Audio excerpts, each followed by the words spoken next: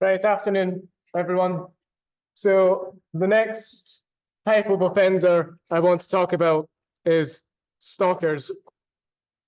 So I'm going to tell you about some of the general characteristics, some of the types of stalkers that there are, the theories we have over why stalking occurs, and then I'll lastly talk a bit about risk assessment and treatment. But I should say up front that stalking is a pretty new crime in terms of being studied. Obviously, there's presumably always been stalkers, but in terms of it being acknowledged by police as a real dangerous crime, and in terms of it being studied by forensic psychologists, that's much more recent. And so the tools we have for assessing level of risk when it comes to who might reoffend once they're convicted for stalking, these are not very well validated tools at this point. There's still a long way to go in terms of research needing to be done on understanding stalkers and what predicts future stalking behavior. I'll start by telling you about a case. This is Claire Bernal. She had just graduated college and she'd got a job as a skin care consultant. It's what she wanted to do. She was working at Harvey Nichols, which is the largest department store in London.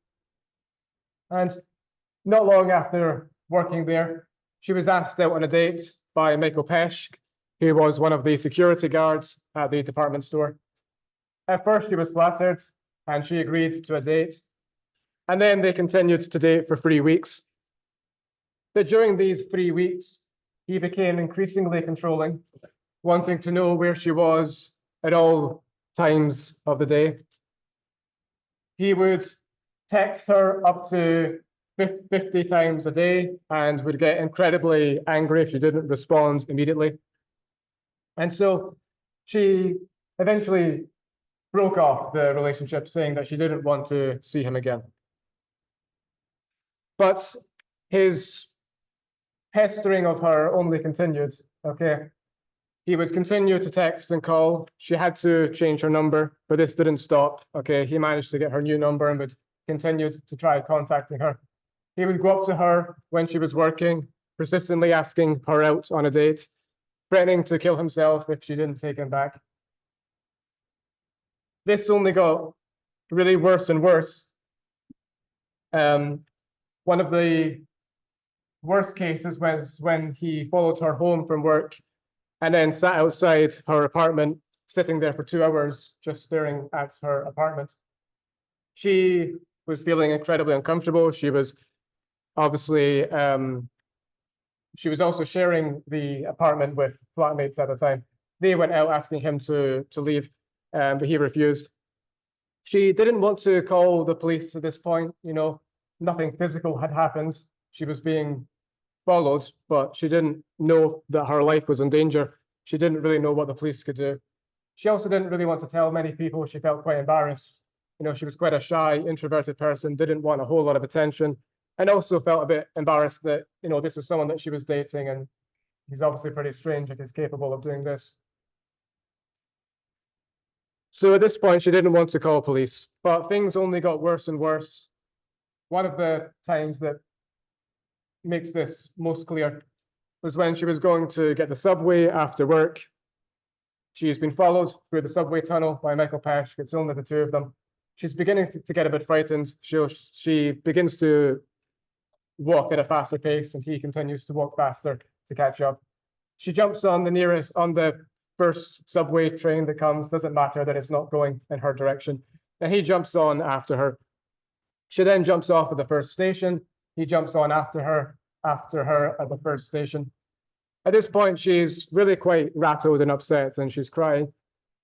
She tells him, if you don't stop following me, I'm going to contact the police. And then he begins to look incredibly angry, and he grabs hold of her. He drags her towards the subway tracks. He holds her above the subway tracks and tells her, if you tell the police, I will kill you. After this, she contacts her mother. She's on the phone to her mum, incredibly upset, in tears, okay? She still doesn't want to go to the police. She's not entirely sure what can be done. But some colleagues of hers, and persuade her to at least tell Michael Pesch's boss, the head of security. The head of security at the department store is a former policeman. He takes it pretty seriously. He looks at the camera surveillance and sees that indeed Michael Pesch has been bothering her. You know, he's meant to be looking throughout to the department store, right? It's a large store, but he's seeming to always be around where she's working and seeming to always be pestering her. He says there's not entirely that much he can do if she doesn't want to go to police, but what he can do is make it so that they're not working on the same floor within the department store, and also make it so that they're on at different times. Okay. But this doesn't stop the stalking. Okay. Michael Pesch continues to try contacting her, continues to try following her. And then really alarm bells go off when he asks one of his colleagues what the maximum penalty is for murder. The colleague goes to the head of security with this, and the head of security then suspends Michael Pesch. Again, not a whole lot more he can do until Claire goes to police. But the head of security talks to Claire at this point and says, now you really should go to police, okay? Because now, you know, there's a threat that's being made. So she does decide to contact police. Michael Pesch gets called into work. He's fired, and police are there waiting to arrest him. But as Claire looks at him once the handcuffs are being put on, she doesn't think that's going to be the end of it. She can see that he's incredibly enraged. Indeed, he's looking at a sentence for stalking and also for threatening her life. But the prosecution tell Claire that the case will be stronger if they drop the death threats and just focus on the stalking charges. So she agrees to that, and a plea bargain is then agreed upon with Michael Pesch agreeing to the plea bargain. Before sentencing, he's allowed out on bail. When he's on bail, he continues to follow her to her place. She's actually moved homes at this point, but he's managed to find her new address and is stalking her new address as well. At this point, again, she calls police. The police don't catch him there the first time, but after a few times they see him in the area. It's a condition of his bail that he stay within a certain distance of her, so he is arrested for breaking the conditions of his bail. But he's given bail for the crime of breaking bail. Okay. And then when he's on bail this time, he leaves the country, goes back to his home country of Slovakia. You can't purchase guns in England, but you can do in Slovakia if you pass a gun training program. So he enters this, he passes the gun training program, buys a gun in Slovakia, and then he goes back to England on a bus, illegally smuggles the gun into the country. And then he goes to the department store where Claire's working, goes straight up behind her, puts the gun behind her head, pulls the trigger, kills her, and then turns the gun to himself and kills himself as well. Now, in this case, we see a lot of characteristics that are common to stalking cases, okay? It usually is someone who was an ex-boyfriend or someone who asked out the victim on a date and whose interest, wasn't returned by the victim. And quite often the case is that people underestimate the fact that this might turn violent, that this might escalate. It quite often is the case that victims in these sorts of scenarios don't initially want to go to the police because they're not entirely sure what the laws are surrounding this. They're not entirely sure how much danger they're in. They're not entirely sure if there's anything police can do, and they don't really want embarrassment, attention, and so on. And a lot of these points I'm going to come back to as we talk about some common cases of stalking. Now, the legal definition of stalking is something that's always evolving because, again, it's only quite recently we began to take it seriously as a society. Thankfully, we are at a point now when all 50 states have some sort of anti-stalking legislation. But it wasn't that long ago when many of the states didn't. Okay, it's taken a long time, okay, for all of the states to have some sort of stalking laws. There's a distinction to be made between stalking and harassment. Okay, harassment is when one is repeatedly bothered. Okay, but it's not yet at the level at which a reasonable person would be afraid for their life, okay, or think that they're in danger. In order to escalate the crime from harassment to stalking, it has to be shown that a reasonable person would be afraid, okay, by this continuous unwanted contact, okay. Now, it's a frequent issue, okay, despite only quite recently being addressed by the legal system. Estimates are about 1.4 to 1.6 million Americans who are stalked every year, with about 1 million of them being female victims. In fact, this is a much lower number than the actual number, okay, because stalking is one of the crimes that are most likely to be unreported to police. So the true number is most certainly much higher. These are just official reports to police. Now, a lot of the legislation to do with stalking began in California to do with quite high-profile cases, such as celebrities being harassed and stalked by, in some cases, crazed fans, okay, cases of celebrity worship syndrome, or in extreme cases, cases of erotomania. Now, erotomania is a delusional disorder listed in the DSM, in which one believes that they're in a relationship with someone that they're not actually in a relationship with, okay? Or when someone believes that not only are you in love with this person, but this person is in love with you, even though that person has, given no indication that they have feelings for you. I'm going to come back to some of these particular cases, okay? But, cases like the case of David Letterman and Brooke Shields, these are some pretty famous cases of stalking that led to legislation then being implemented.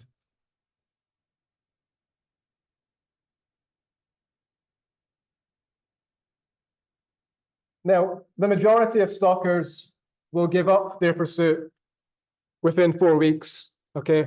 This is 75% of stalkers. It is 25% that will persist longer than 4 weeks, okay? Even after the victim has not given any signs of wanting any attention. If a persistent stalker does persist beyond 4 weeks, then they can persist for months or even years, okay? There is a number of distinctions between persistent stalkers and the other 75%, okay? Persistent stalkers are even more likely to have had a previous relationship with the victim. They're likely to be over the age of 30. They're more likely to have symptoms of psychosis, okay, than non-persistent stalkers. And they have higher levels of psychopathy. Now, psychopathy is not particularly prevalent amongst stalkers in comparison to other types of offenders, but it's more the case that persistent stalkers, on average, score higher in psychopathy than non-persistent stalkers. Persistent stalkers are also more likely to reoffend, and there's a number of personality disorders that are also pretty common, okay? Narcissism, borderline personality disorder, paranoid, antisocial personality disorders are all pretty frequent, okay?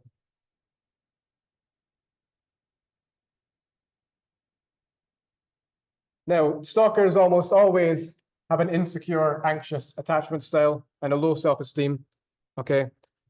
Usually something that can be traced back to their childhood, an inconsistent caregiver, inconsistent parents, okay?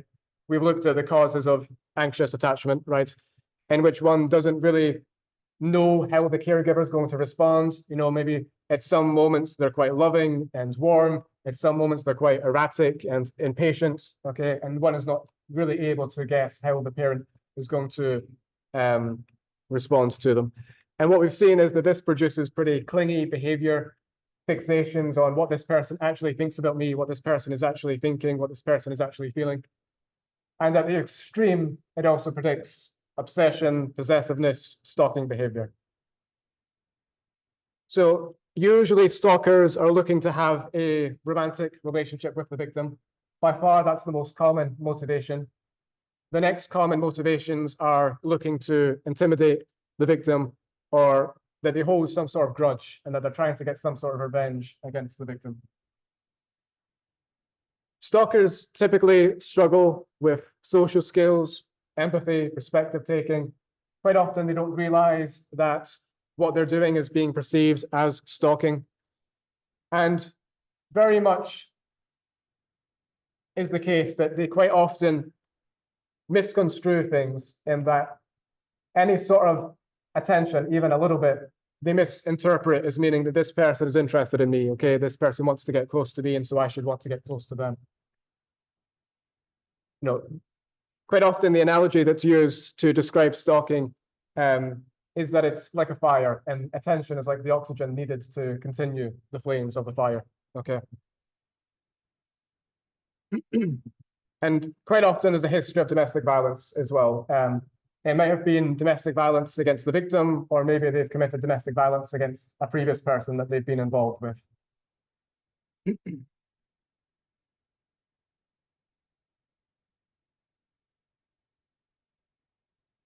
So in at least 75% of cases, okay, about 75 to 80% of the time, the victim is someone who's known to the stalker, or rather the stalker is someone who's known to the victim, okay? It's even more so the case when it's female victims, okay, and male stalkers. If it's a stranger, it's more likely to be the case that it's a female stalker and a male victim, okay? It's female stalkers who are more likely to have some delusional belief that they're in a relationship with a stranger, okay? So I don't believe that's in line with the general public's go-to idea, if you like, of a stalker.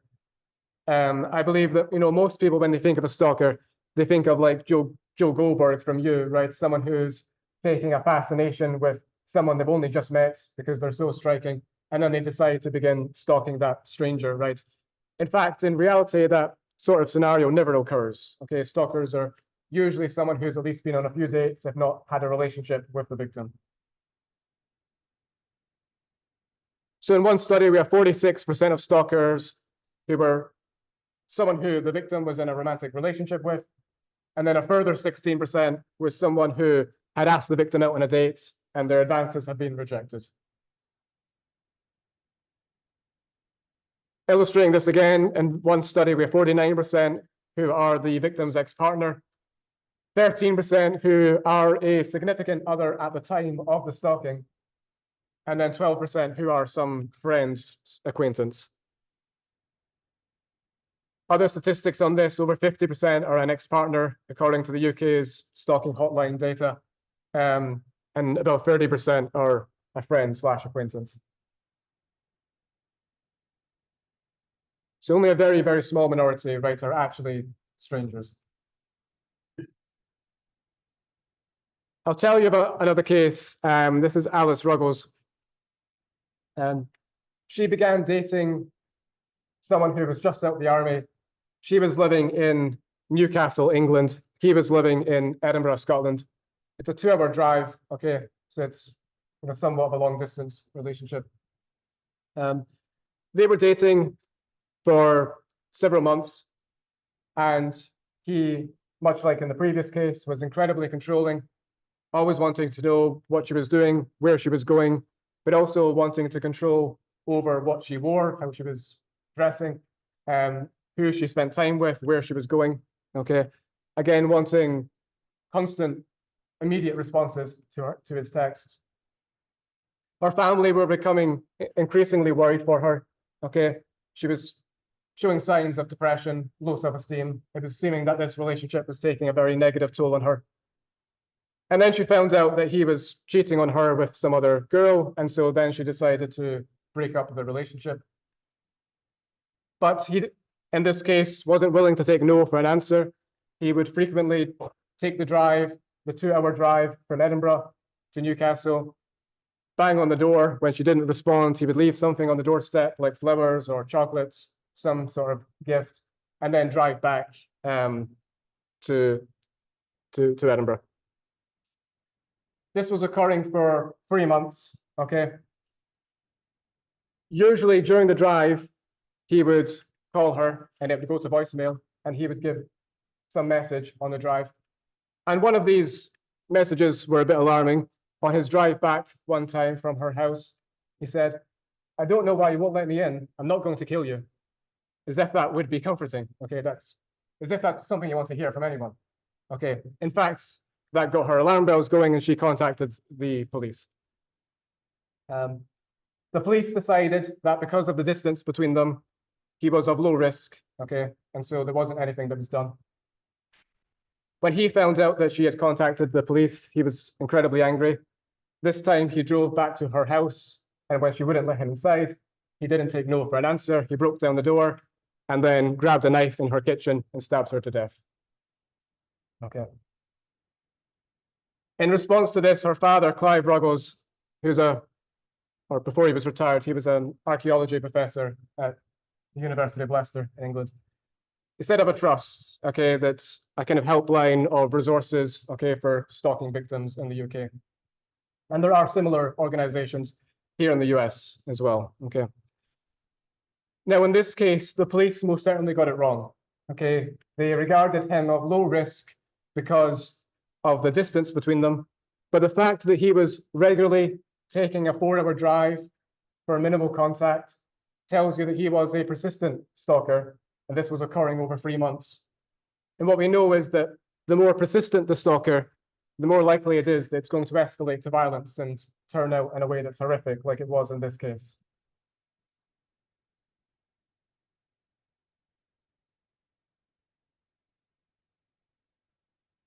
Now, my aim is not to scare you with these cases I'm telling you about, okay, but it is certainly the case that many times people don't believe stalking to be a serious crime, but in fact it is, okay, and there is a number of unfortunate instances in which it escalates to a level that's violent. I'll briefly mention some other frequent victims of stalking, okay. By far, ex-partners are the most common type of victim, okay. Politicians are also a group within society who are at a higher level of being stalked, okay, than most. Pretty common for them to have some sort of harassment. In one survey, 30% said they had experienced stalking or harassment. And those who had been stalked, 60% said they'd been personally approached by their stalker. 8% had received some declaration of love, and 6% of them had been physically assaulted by their stalker. Another common group of stalking victims are psychologists and therapists and counselors and psychiatrists, okay, those within the mental health field. They're more likely to come into contact with those with mental health issues, more likely to come into contact with those who have an anxious attachment style at the extreme, and that they might project feelings onto the therapist, okay? Unfortunately, other higher risk groups in comparison to the general public are those within a university, okay? College students and college professors also at a higher risk than those and on average.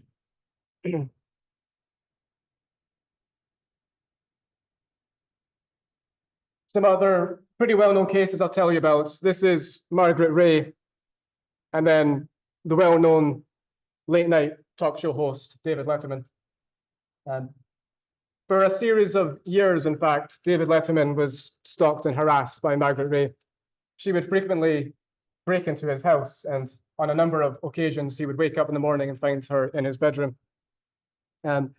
He actually, for a long time, didn't want to press charges. He didn't believe that she was dangerous, and he felt really quite sorry for her. In fact, he did a segment on his show at one point on it. I think he would agree that, in hindsight, it was a misstep, okay? First of all, he kind of downplayed the seriousness of it, okay, telling people that, you know, stalking is not really a big deal. And second of all, he gave her a lot of attention, okay? And what stalkers really crave is attention. That's what's going to make it more likely that they continue. The best way to deal with a stalker is abolishing contact altogether. But things got really quite increasingly worse for David Letterman. At one point, she was stopped at a toll bridge. She didn't have the $8 to pay the toll. And so she told the toll workers, "It's okay, call my husband, David Letterman. Okay, he'll pay the fee for me." She was, you know, driving a car. She said, "This is David Letterman's car." She's had a kid with her. She said, "This is my son with David Letterman. I'm David Letterman's wife." So they looked into it. In fact, it was David Letterman's car. She had stolen it. Yeah. And it's still not entirely known how she managed to get his keys and how she managed to steal the car, okay? It was her kid also, by the way. It wasn't David Letterman's kid. It was a kid from a previous relationship that she had, right? And so at this point, David Letterman began to think that, this person needs serious help. He's going to press charges. And she was put into a psychiatric institution for help, okay? Here she was diagnosed as having a paranoid schizophrenic disorder. Similar to her two brothers also had been delusional with paranoid schizophrenia. Her two brothers had actually taken their lives because of their disorder. Eventually, she was released after it being deemed she was no longer a risk to others or herself. But she went off her medication, and so the symptoms of delusional paranoid schizophrenia began to emerge again. But this time, she changed her eyesight, from David Letterman to the astronaut Story Musgrave, who lives in Florida. She began writing him fan mail, declarations of love. Okay, this was now the object of her obsession. She contacted NASA, saying that she was a journalist, asking if she could come and have an interview with Story Musgrave. And NASA said, yeah, sure, come on up. So she went to NASA. She didn't have any ID or any proof that she was a journalist, but she was still let in, and she was led to Story Musgrave in order to have an interview. Story Musgrave, during the interview, began to think, this is a bit unusual, okay? First of all, she's asking pretty strange questions. Second of all, there's no camera, there's no recorder. She's not writing down any answers. So, what the hell is going on? So he asked to excuse himself, asked NASA for the letter that she had sent asking to interview him. He compared it to the fan mail that he'd been receiving from his stalker, realized it was the same person. So he got security to remove her, okay?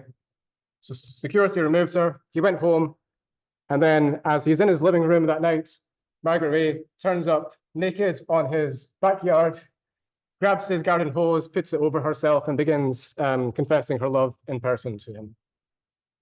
She contacts police, and again, she's put into a psychiatric hospital, okay? Again, she's there for a period of time, and eventually, again, she's released once it's deemed she's no longer a risk to herself or others. By this point, things have got pretty bad for Margaret Ray, okay? She's homeless at this point, as is often the case in this country for those with pretty severe mental illness disorders. The daily needs of living in society became too much, right? Holding down a job, paying bills, and so on. And not long after becoming homeless, she took her own life, okay?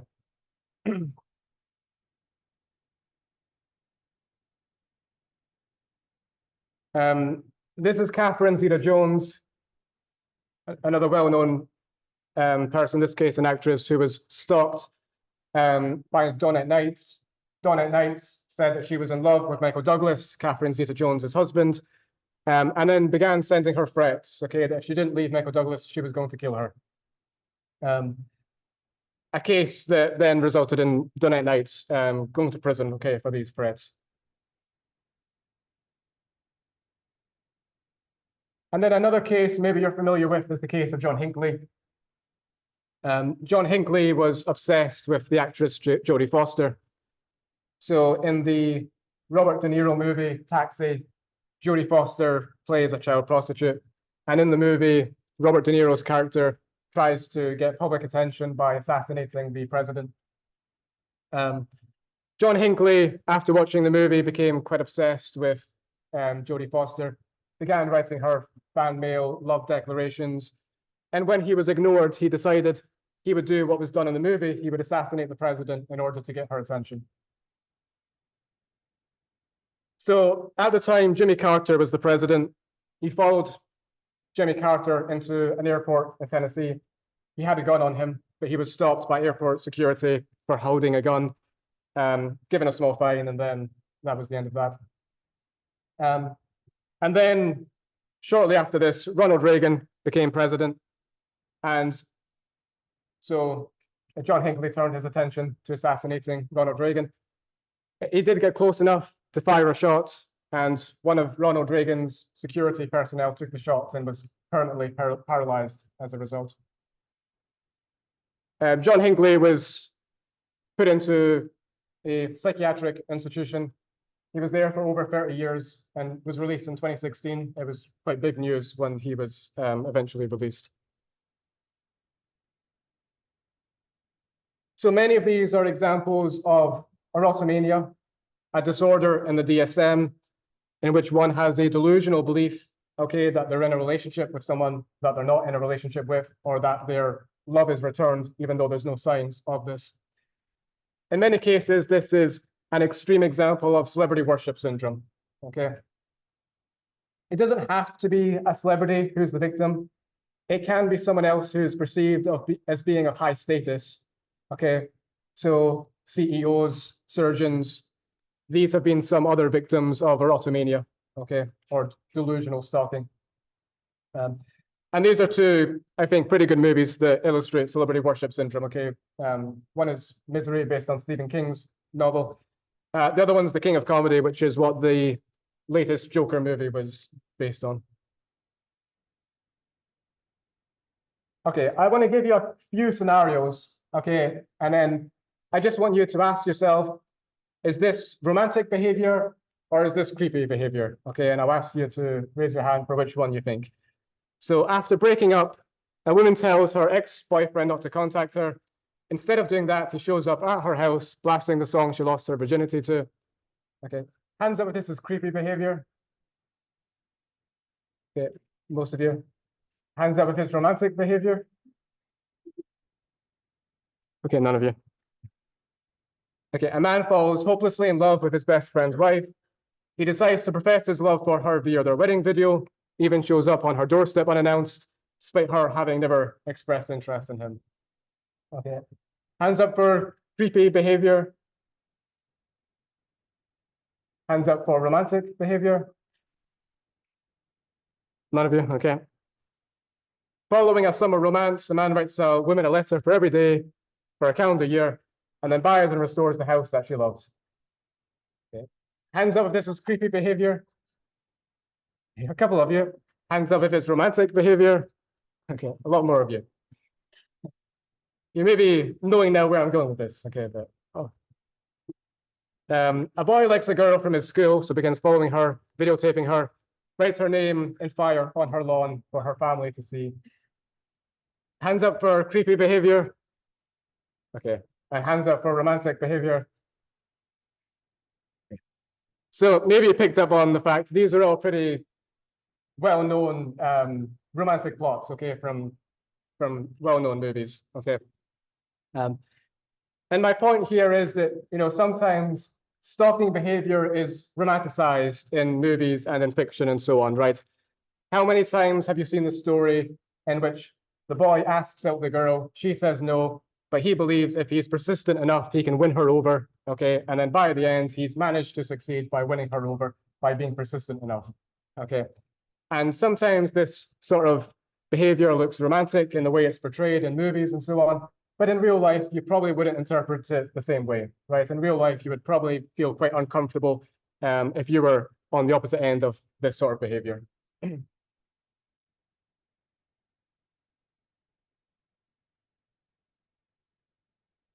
So the main types of stalkers are, first of all, the ex-intimate partner, okay? Sometimes called simple obsessional, okay? So this is someone who was involved in a relationship with the victim. So this is really about more than 50% of stalkers, okay?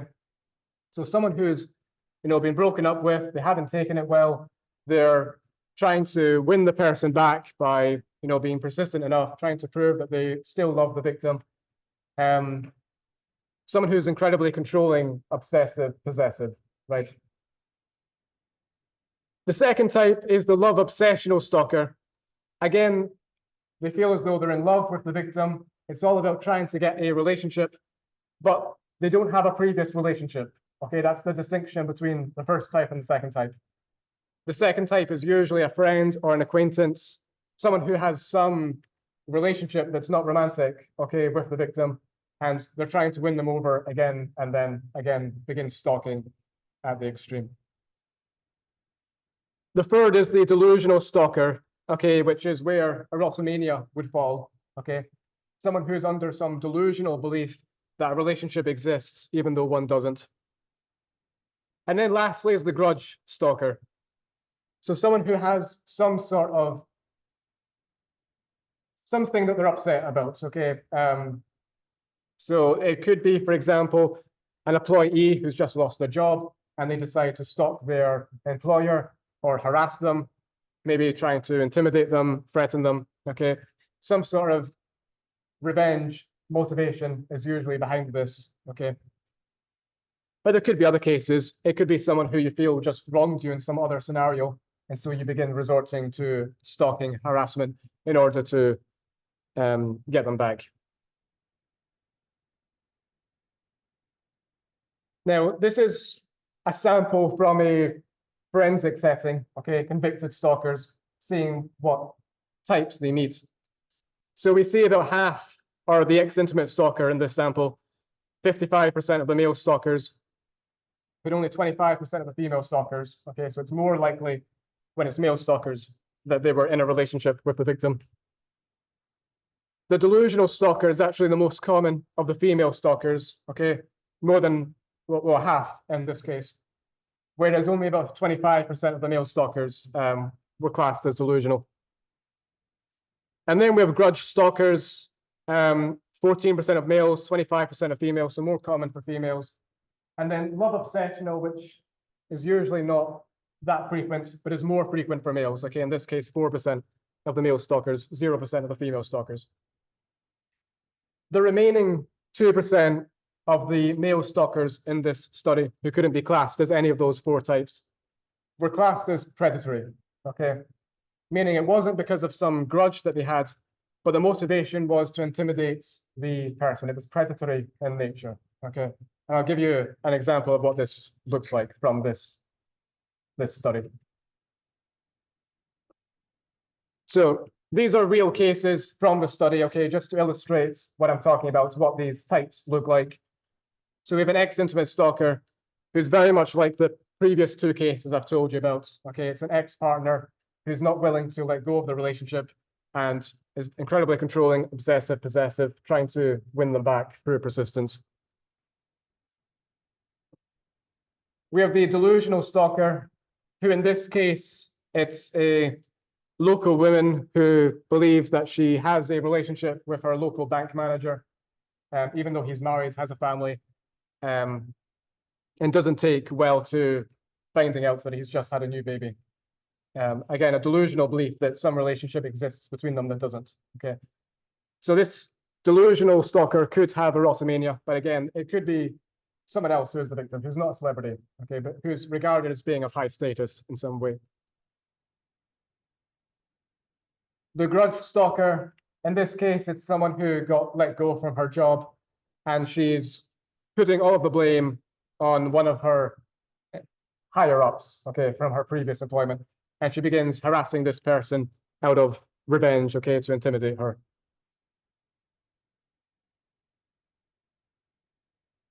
And then the love-obsessional stalker, again, someone who wants a relationship with the victim, but there's no previous romantic relationship. They're a friend or an acquaintance. In this case, it's a person with special needs who goes to a local community college where there's volunteers. He takes a liking to the female volunteer who's assigned to him, and believes that if he's persistent enough, okay, he'll be able to win her over and that she'll be his girlfriend. And, you know, I'm going through these quickly, but the slides are there for you to look at. You can read the cases in more detail, okay?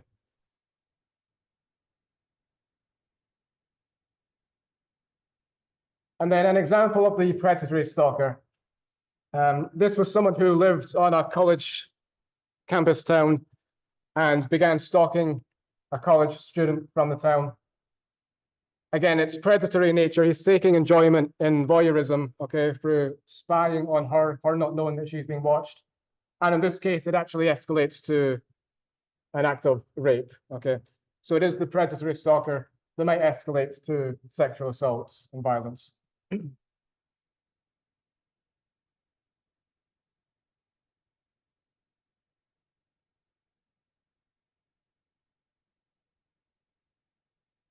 Okay, any questions so far on the types that I've discussed? Yeah.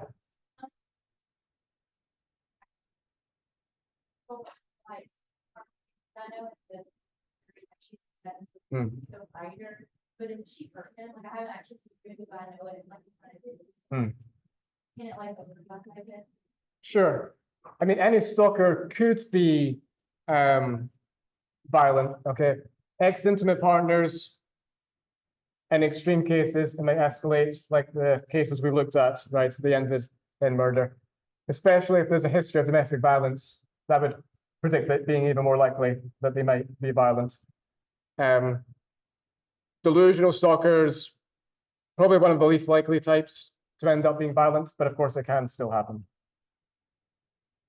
Anything else? Okay. When Lawrence Miller was reviewing the different types on stalkers, he concluded that there was a type missing. It's a rare type, but it's the identification stalker or introjection stalker. It's based upon the Freudian defense mechanism, in which one deals with their anxiety by taking on the characteristics of someone else. Okay. So in personality psychology, the classic example is a bullied child who becomes a bully themselves. Okay, because taking on the characteristics of the person who's frightening you, who's causing you anxiety, that's a way of lessening your anxiety, right? So this would be an example of this would be Mark Chapman, right? I believe is his name, who assassinated John Lennon. He was obsessed with John Lennon, right? He wanted to learn to play guitar. He was dressing like John Lennon. He wanted to be John Lennon, okay? And was stalking John Lennon and then eventually assassinated him.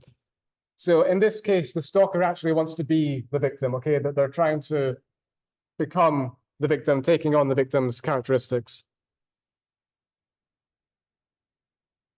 Now, looking at all of these different types, the ones who are looking to get a relationship with the victim are the types more likely to reoffend, okay? So that's mainly the ex-intimate partner type, okay?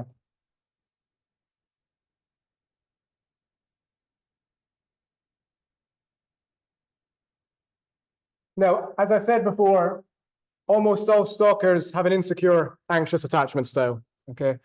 And so this is really the best model used for understanding why stalking behavior occurs. There's a lot of good evidence, okay, linking the two, insecure attachment and stalking. We have clinical observations of stalkers whose behavior really matches what we understand as anxious attachment. Majority of imprisoned stalkers did have some traumatic event in their past, okay, such as losing a caregiver. And many had lost a close person before the stalking behavior began. Remember, at the extreme, anxious attachment does predict obsessiveness, possessiveness. And those with an anxious attachment style do report much greater difficulty getting over a relationship, okay, once the relationship comes to an end.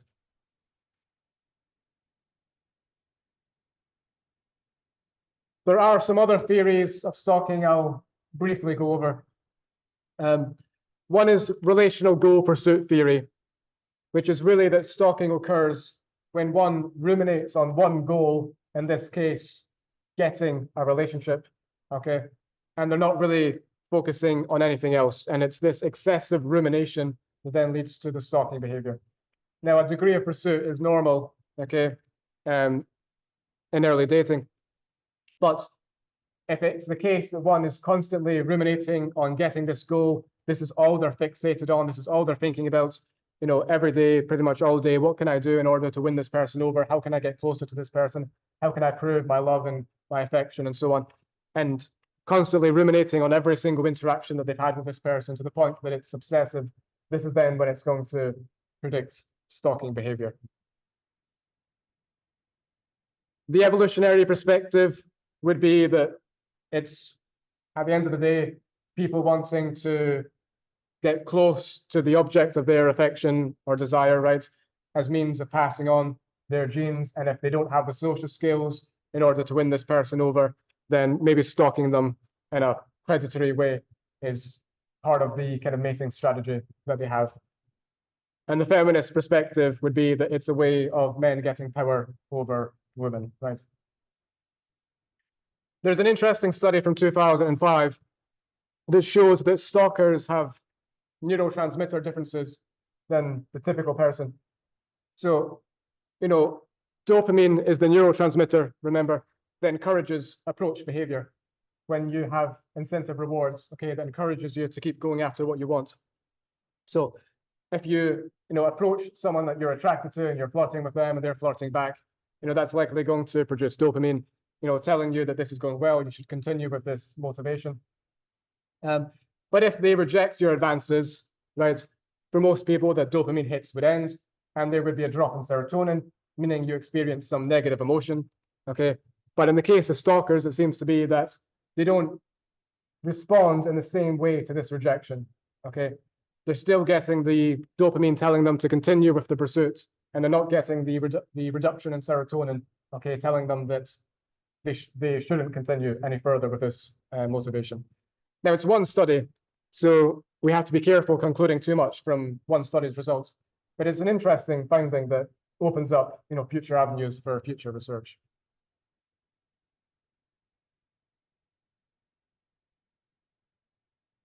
Okay, and then I told you last week that assessing level of risk is one of the main things that forensic psychologists do, right?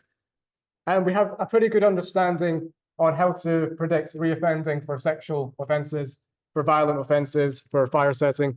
But because stalking is so new, we just don't yet have the tools, okay, that allow us to predict with good certainty who's at higher risk of reoffending. There are currently two options, the SAM and the SRP, which are two structured professional judgment risk assessments, okay? Told you the different categories last week, right? They're looking at level of persistence, recurrence of stalking behavior, any psychological damage, and then the risk to the victim as well. Now, the reliability of both of these is good. There's good internal consistency, meaning if a stalker is rated as being high risk on one item, they're likely to be rated as high risk on the other items as well, okay?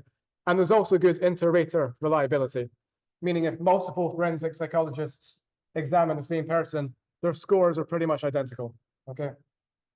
But the validity, their actual predictive power when it comes to predicting reoffending, so far is not really measuring up, okay? One study looking at the SAM found that the predictions by the SAM did not actually predict who would reoffend and who would not, okay? One study using the SPR more recently showed that it had at best moderate predictions, okay, at predicting who might reoffend and who might not. So, forensic psychologists still have a lot of work to do when it comes to being able to determine which cases are at higher risk, okay, of stalking continuing to persist, and which cases are at lower risk, okay? There's still a lot more research and understanding that needs to be done, okay? I told you about those two cases in which they horrifically ended in murder. But there's many, many other cases of stalking that don't end in murder, right? And being able to identify the risk factors that would allow us to predict which ones are more likely to result in murder, we haven't yet pinned that down, okay? What we do know, though, is that those seeking romantic relationships are the ones more likely to reoffend. So this would be the ex-intimate stalker, simple obsessional stalker, in comparison to, for example, the grudge stalker, who is least likely to reoffend, okay? So just to sum up the risk assessment tools I've already told you about, the static 99 was a mechanical instrument for predicting sexual reoffending, still popular in North America. Two structured professional judgment alternatives were the RSVP, SVR20. And now we have two for stalking, also structured professional judgments, okay? And then one for general violence is the HCR20, okay, which has pretty good predictive power when it comes to predicting reoffending. And it can be used with juveniles and adults and those mentally disturbed and those less, with who don't have a mental illness, basically. for general violence. Another one we'll talk about is the psychopathy checklist, okay, which measures the personality trait of psychopathy to predict levels of reoffending through how severe the personality disorder is.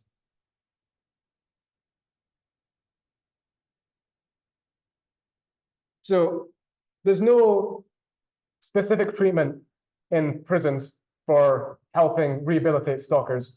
You know, we have sexual reoffending programs, okay, that are targeted especially for sexual offenders. We don't have programs like that for stalkers.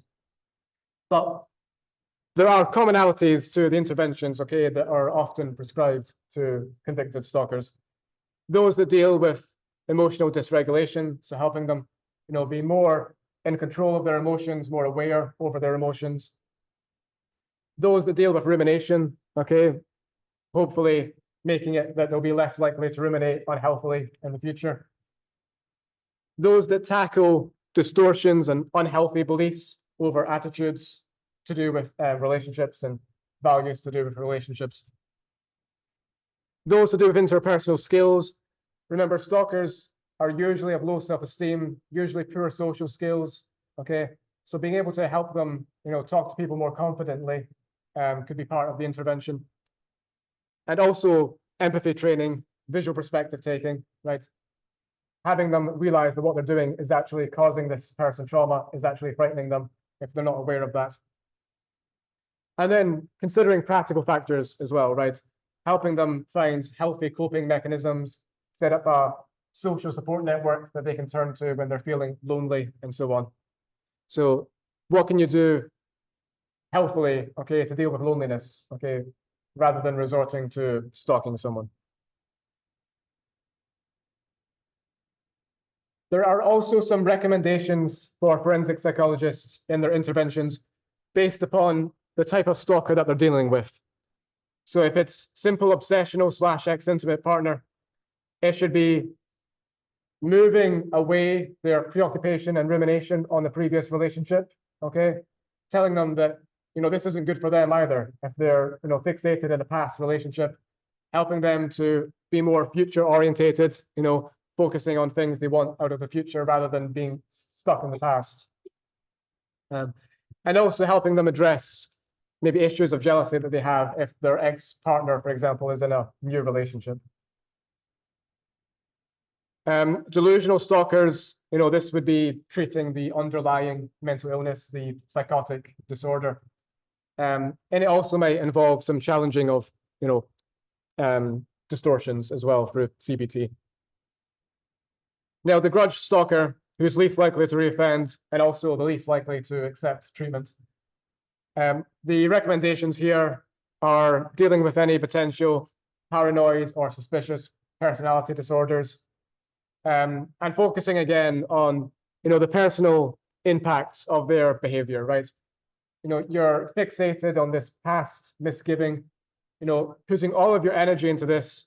Not only is it not good for the victim, it's not good for you too, okay? It's not good for your health, okay? It's not good for your life in order to be so stuck on this past event. Love-obsessional stalker, helping them build empathy, self-awareness, better social skills. And then the predatory type, you know, it might mean more intense psychological therapy or, you know, sex reduction drugs.